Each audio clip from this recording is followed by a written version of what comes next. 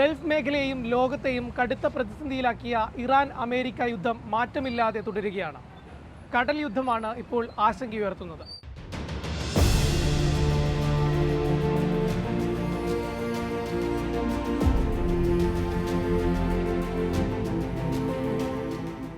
ഇസ്രായേലിന്റെ പ്രേരണയ്ക്ക് വഴങ്ങി ഫെബ്രുവരി 28-ന് പശ്ചിമേഷ്യയിലേക്ക് ഇറങ്ങിത്തിരിക്കുകയായിരുന്നു ട്രംപിന്റെ അമേരിക്ക.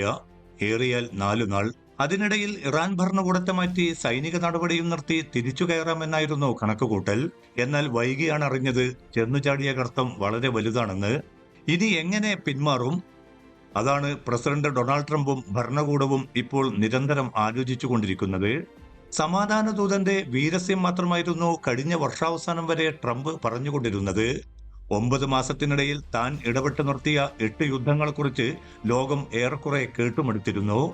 ആയിടയ്ക്കാണ് വെനിസ്വേല പൊടുന്നനെ കയ്യിൽ കിട്ടിയത്. പ്രസിഡന്റ് മദുറോയെ പിടികൂടി അമേരിക്കയിൽ ഉടൻ എത്തിക്കാനായി. വെനിസ്വേലയിൽ എണ്ണയുടെ നിയന്ത്രണാധികാരവും കിട്ടി.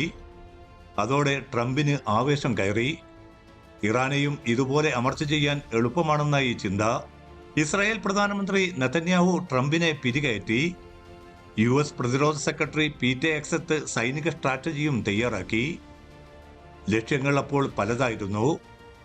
4 പതിറ്റാണ്ടിലേറെ നീണ്ട US നിസ്സംഗതയ്ക്ക് താൻ ഒറ്റയ്ക്ക് പരിഹാരം കാണുന്നു എന്നായിരുന്നു വീരവാദം. വെനിസ്വേലയല്ല ഇറാൻ എന്ന് തിരിച്ചറിയാൻ കൂടുതൽ സമയം വേണ്ടിവന്നു. അതോടെ മേഖലയിൽ ഒന്നാകെ അരക്ഷിതാവസ്ഥയും സുരക്ഷാ ഭീഷണിയും പിടിമുറുക്കി. ഹോർമുസാണ് വലിയ വിലയൊടുക്കേണ്ടി വന്നത്. ഈ കപ്പൽപാത കടക്കാൻ വയ്യാതെ 80 രാജ്യങ്ങളുടെ 2000-ഓളം കപ്പലുകളാണ് വലയുന്നത്. എല്ലാ അർത്ഥത്തിലും സ്വതന്ത്രമായി കിടന്നിരുന്ന ഒരു കപ്പൽപാത ഹോർമുസ്.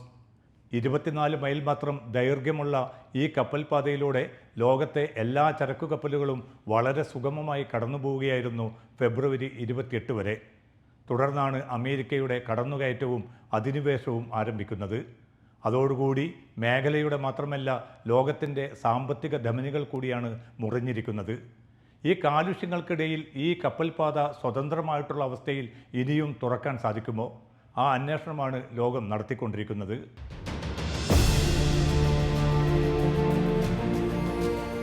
ഊർജ പ്രതിസന്ധിയും വിലക്കയറ്റവും സാമ്പത്തിക മാന്ദ്യവും ഹോർമുസ് പ്രതിസന്ധിയുടെ ഉപോൽപ്പന്നങ്ങളാണ്. ആഭ്യന്തര സമ്മർദ്ദവും സഖ്യരാജ്യങ്ങളുടെ ഇടപെടലും കൂടിയായതോടെ കപ്പലുകൾക്ക് ഹോർമുസ് കടക്കാൻ സുരക്ഷ ഒരുക്കുന്നതിന് മറ്റൊരു ദൗത്യം കൂടി ട്രംപ് പ്രഖ്യാപിച്ചു. Operation freedom project.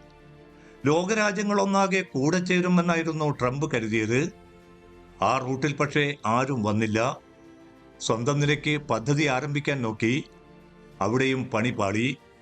അങ്ങനെയാണ് തൽക്കാലം പദ്ധതി നിർത്തിവെക്കുന്നതായ ട്രംപിന്റെ പ്രഖ്യാപനം വരുന്നത്.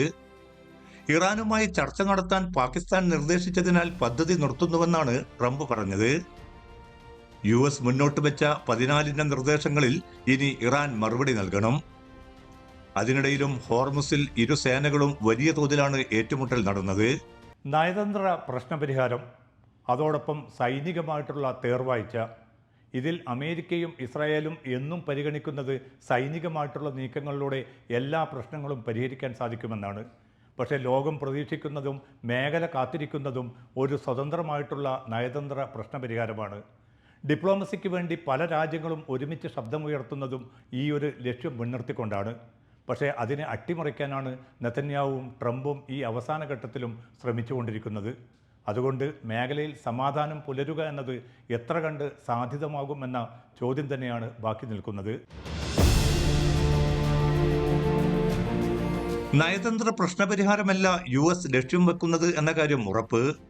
ലോകരാജ്യങ്ങൾ ഭൂരിഭാഗവും കൊതിക്കുന്നത് സമാധാനമാണെങ്കിൽ കൂടി.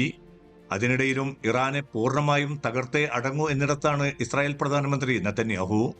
അധികം ബുദ്ധിമുട്ടില്ലാതെ ഒരു കരാറിന്റെ അടിസ്ഥാനത്തിൽ ഇറാനിൽ നിന്ന് തലയൂരണമെന്നുണ്ട് ട്രംപിനും കൂട്ടർക്കും. എന്നാൽ അവിടെയും പ്രശ്നമുണ്ട്. US തിട്ടൂരങ്ങളനുസരിച്ചുള്ള ഒരു കരാറിന് തങ്ങൾ ഒരുക്കമല്ലെന്ന് ആവർത്തിച്ചുകൊണ്ടിരിക്കുകയാണ് ഇറാൻ. അതിനിടയിൽ ഒരു ചോദ്യം മാത്രം ബാക്കിയാവുന്നു. സമാധാനം ഇനിയും എത്രമാത്രം അകലെയാകും?